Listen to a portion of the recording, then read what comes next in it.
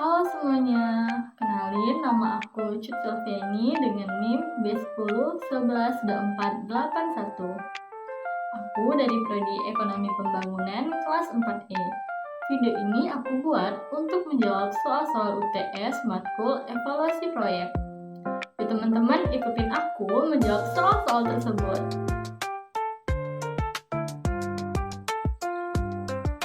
Guys, nah sebelumnya aku udah rangkum semua jawaban-jawaban yang aku dapetin dan udah aku susun di dalam bentuk Word.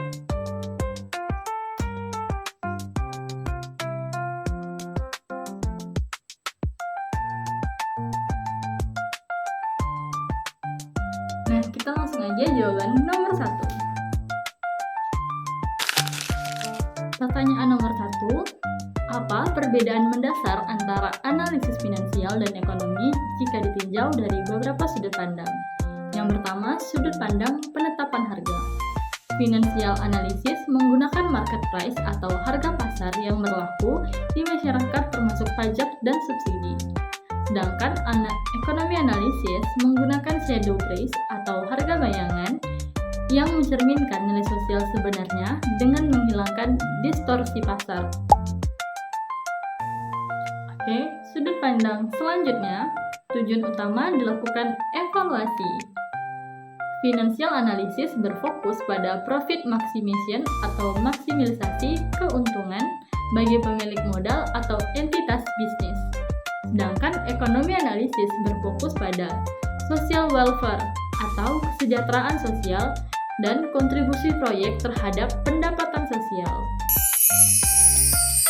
Lalu, mengapa pemerintah wajib melakukan analisis ekonomi?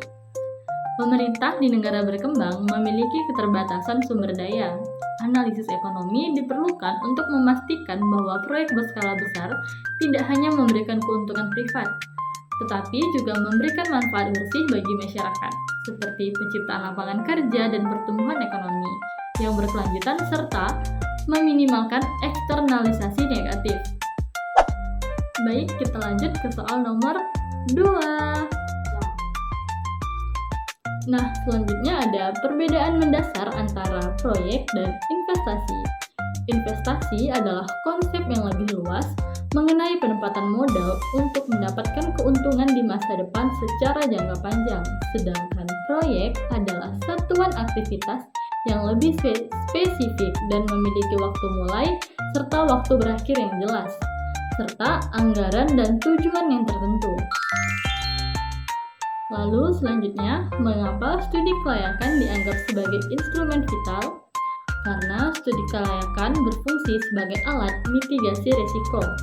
Bagi investor, dokumen ini memberikan gambaran apakah sebuah ide bisnis dapat diimplementasikan secara teknis, legal, dan finansial sebelum modal benar-benar dialokasikan. Lalu selanjutnya ada 3 tujuan utama dari evaluasi proyek. Yang pertama, menghindari risiko kerugian, meminimalkan potensi kegagalan di masa depan. Kedua, memudahkan perencanaan, menentukan alokasi sumber daya dan jadwal kerja yang efisien. Ketiga, memudahkan pengawasan, memberikan standar atau parameter untuk mengukur efektivitas pelaksanaan proyek. Selanjutnya ke soal nomor 3. Dalam ekonomi pembangunan, evaluasi proyek melihat dampak yang lebih luas daripada sekedar NPV positif. Yang pertama ada backward linkage atau kaitan ke belakang. Terjadi ketika proyek industri memicu pertumbuhan di sektor penyedia input atau bahan baku. Contohnya, pembangunan industri kelapa sawit akan mendorong petani lokal meningkatkan produksi buah sawit mereka.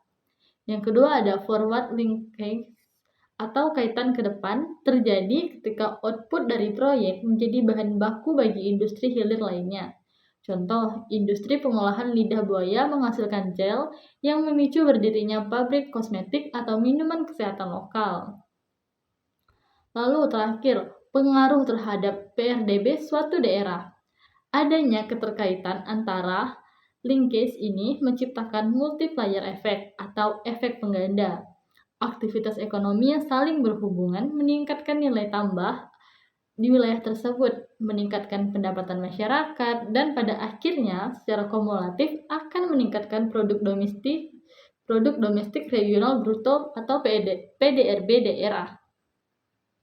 Baik, sekian jawaban soal-soal UTS saya. Terima kasih sudah menonton.